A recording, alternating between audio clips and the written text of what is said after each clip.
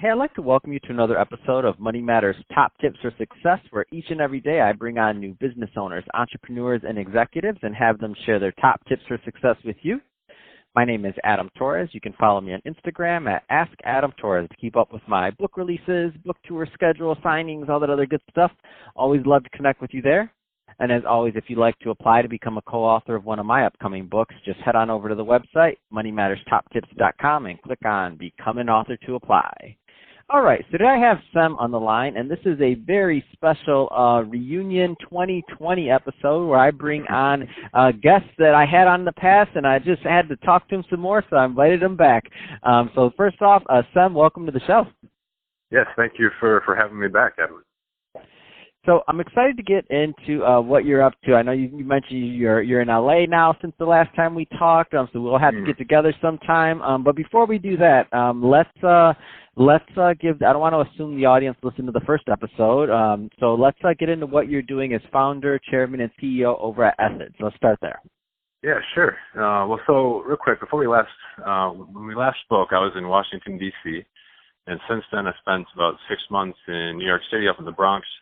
And now I'm currently in Los Angeles working on my startup, Ethods, which I summarize with 2 words, venture diplomacy, okay?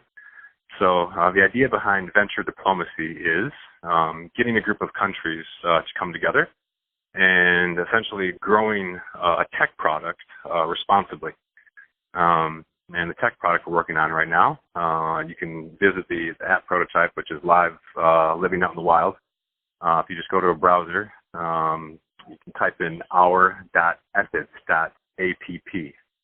And what you'll see is a prototype of a product that I believe should be grown responsibly with input and capital coming from, we're targeting at least 5 countries, namely the United States, China, Turkey, Indonesia, and India. We're not limited to those, but those are kind of the countries we have in mind in terms of this concept of venture diplomacy and using that as kind of a tentpole to grow tech products responsibly.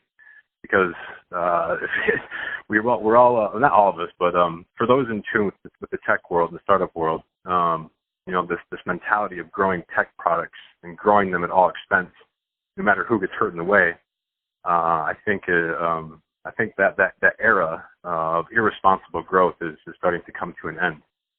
And I think the most visible of products that how would I say this? Well, the news feed. The news feed is an example of a product that maybe could have been grown more responsibly, specifically within regards to Facebook. I mean, people have died in India as an example of a tech product gone, not wrong, but a tech product that could have been maybe handled a little differently. So, yeah, I summarize what we're doing at Ethods with venture diplomacy. And, I look forward to any questions you have about that and the nitty-gritty. Let's go a little bit further into this idea of venture diplomacy, because I don't know if I've just never heard the term before, so it's new to me in my lexicon. So let's start with defining that. So what does that mean to you? Sure. So real quick, one of my how would I phrase this? So I believe that minds have co-founders, right? And the person that's influenced my mind has said that the interesting place to be is at the cutting edge of language. And so part of what we're doing has a lot to do with language and coming up with words and phrases that can more accurately describe the world and progress the world. And one of those phrases is venture diplomacy. So venture, for those not familiar, comes from venture capital. So there's right now in the world, there's tons and tons and tons, and which equates to billions and billions and billions of US dollars of venture capital. So money capital that can be used to grow a product and using cliche words, gain market share for whatever type of market you're in. So the venture and venture diplomacy comes from venture capital, and the diplomacy thing is governments around the world engage in diplomacy. A classic example would be ping pong diplomacy, which was between the United States and China some decades ago. sports. The Olympics are kind of like a brand of diplomacy too. Getting countries together to compete under the umbrella of sports.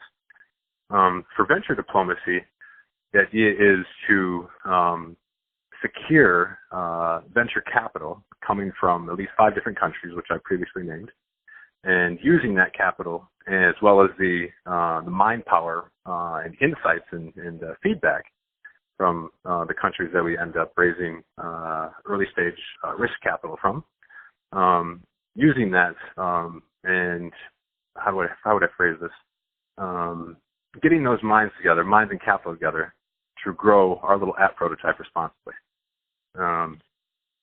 So I guess the only thing that I could even, in my mind, as you're explaining the concept, would be that I can think of as historically this would be like companies cooperating in trade agreements, but this takes it a step further by having them actually. So think about like how the European Union started, right? It started as a economic coal and something trade agreement, and based off of that eventually grew European Union into what it was. It started off with a trade agreement just to allow these certain items to go across borders. That being said, so this is more like, okay, so we want to take it a step further, and this isn't going to be a trade agreement. This will be something that we're going to fund jointly as a country and collaborate on. So I guess maybe that's only been done, and I might be off on this, but maybe like in military, or maybe it's been done for like infrastructure projects or things like that. That's definitely a key one.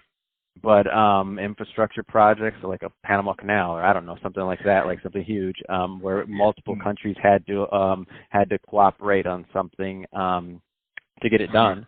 And now your concept is saying to do the same thing, but to do it with digitization or a product, a technology type product. Yeah, just specifically in the vein of venture capital and tech products, right? So now I say venture diplomacy and getting countries to work together, but within a country, there's tons of entities, known as either private companies, NGOs, or state-owned enterprises. We're targeting more so the private companies and state-owned enterprises folk that have access to funds that get channeled into venture capital funds and are used. Sovereign funds? So like sovereign funds it would be an example?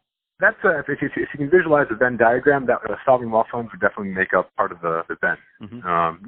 Actually, I thought about this before. If two examples. WeWork and Uber could have described what they were doing as venture diplomacy if they wanted to, given the types of capital that was invested in it.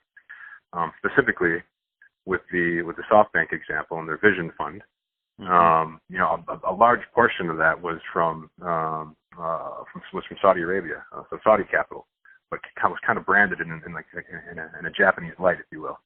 But it might not have been branded as such before in terms of venture diplomacy, but there's been definitely examples such as the WeWork and the Uber case of companies that have raised capital from all around the world. And with that capital also comes, responsibilities to local economies and, hiring localized talent to grow a localized product within, ABC given country. So that's awesome. Yeah. So Sam, if somebody's listening to this and they want more information and to learn more either on venture diplomacy or on Ethods and to see what kind of projects you're working on, what's the best route for them to connect with you? Yeah, sure.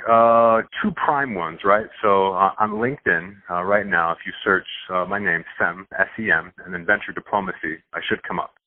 So that's for LinkedIn. And then on Twitter, it's just my name and then Ethods. So SEMETHODS. So at Sem Ethods. Those are 2 good ways to get in touch, Twitter and LinkedIn. Fantastic. Well, hey, Sam, welcome back. I'm glad to have you back on the show. I'm sure you'll be on again in the future. I can't wait to hear how all these endeavors unfold for you and what interesting things you get yourself into. And to the audience, as always, thank you for tuning in. Hope you got a lot of value out of this. If you did, don't forget to subscribe to the podcast, leave me a review on the Apple iTunes Store, share this with your friends, your family, your coworkers. Do all those great things we do to support our podcasters. I really do appreciate it. And Sam, thanks again for coming on the show.